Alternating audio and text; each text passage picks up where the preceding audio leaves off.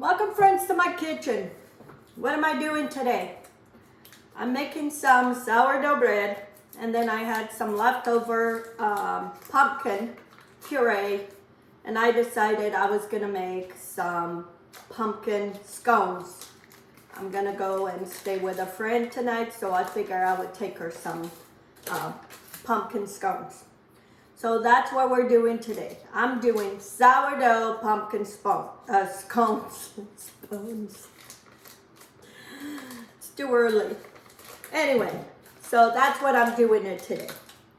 I love these during the fall, and I always try to make it. And since I have extra pumpkin, I always make them. So I'm grating some butter in my grater. I need a stick and a half, which is 3/4 of a cup of butter.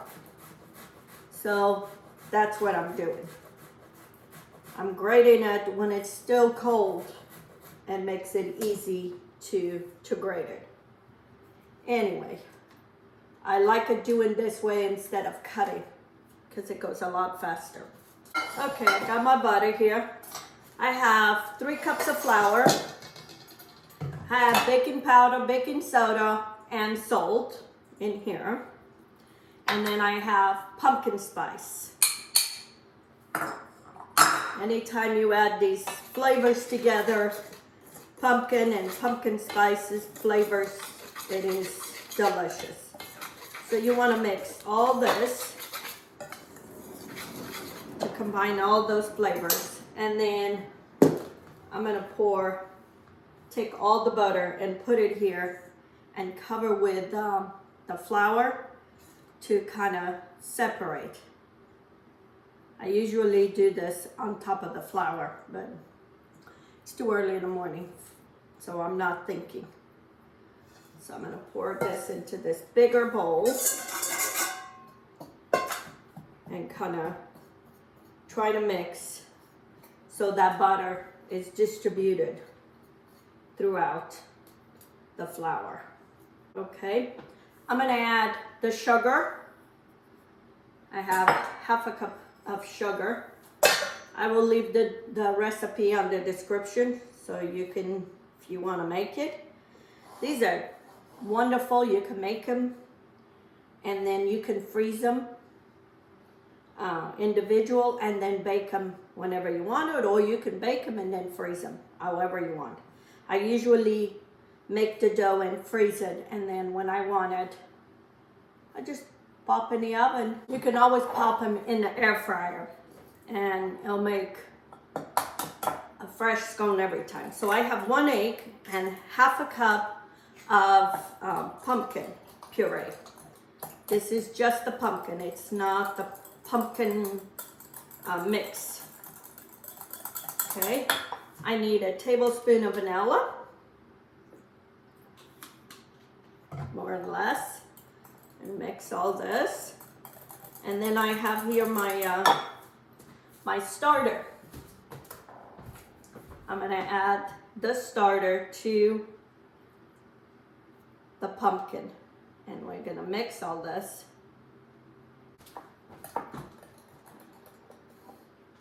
Okay, it's well mixed. Okay, all my ingredients are well mixed. And now we're gonna add all this to the wet ingredients. And we're gonna mix it. It's gonna be not a shaggy dough, it's kind of more of a dry dough, because this is the only liquid we're adding to it. My oven is preheated at 350, and we're gonna bake our scones. I love these scones, and then especially sourdough flavor, even better. Okay, I'm not gonna mix them too much because I'm gonna put this into parchment paper so I can shape.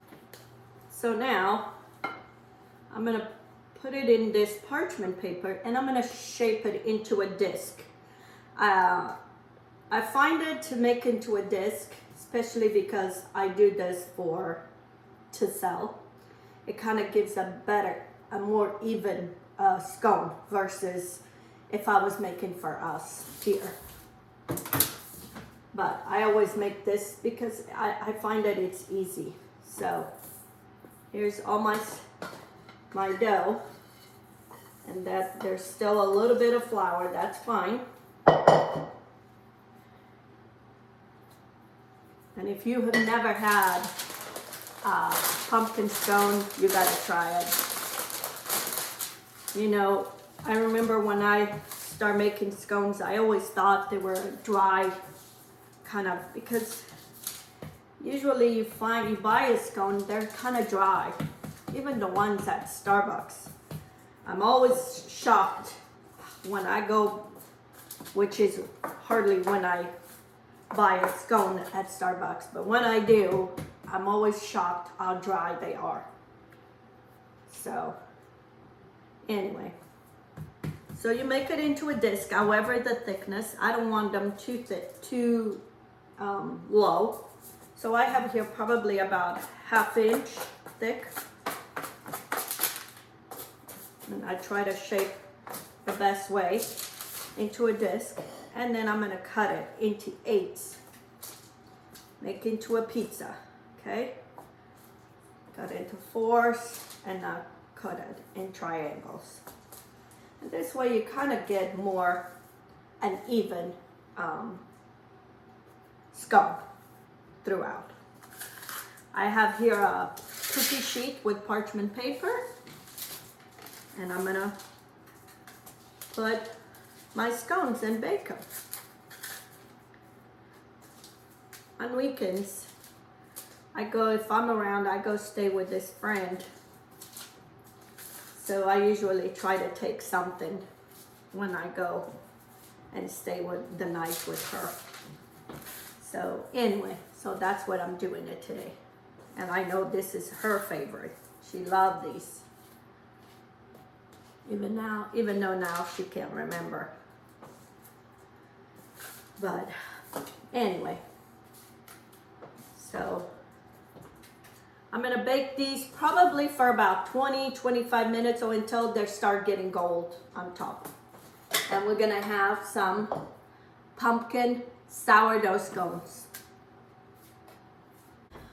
Okay, I've used my starter, so now I'm gonna feed it for today so I can use it tomorrow. So I'm gonna put 1/2 cup of, this is high gluten flour, or you can use bread flour, and I'm gonna put 1/2 cup of water. Mix all this, and I'm gonna leave it on my counter and see this beauty again grow and make some delicious bread. Might have to make some more pumpkin bread during this week for some customers. So anyway, so when it's done, I'm gonna leave it on the counter and let it ferment. Okay friends, I'm gonna make the glaze for my scones. I need some powdered sugar, some pumpkin spice, some maple syrup, and maybe some milk, we'll see. I'm not gonna make a lot, so I'm just gonna get 1 cup of powdered sugar. Okay, that's a cup. And then 1/2 teaspoon of pumpkin spice. Mix it. And 2 tablespoons of maple syrup, or maple, yeah, this is maple syrup, yeah. And if it's not enough, you might have to add a little bit of milk. Oops. Okay, made a mess. I need some 1/2 and 1/2. Let's see. And if it's too thin, you can always add more powdered sugar. If it's too thick, add more milk. till it gets to the consistency that you like. Here it is, my glaze for my scones.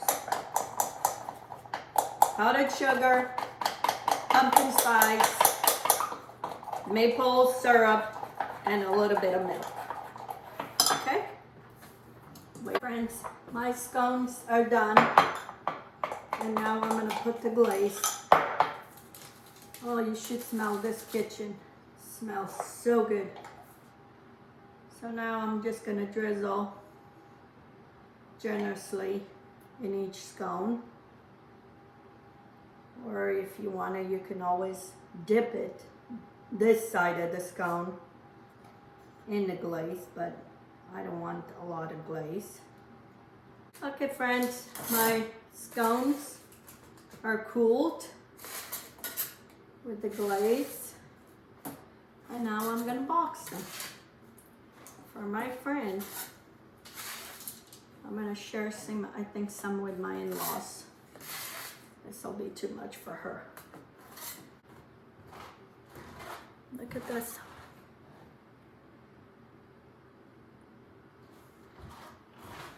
Just a little piece.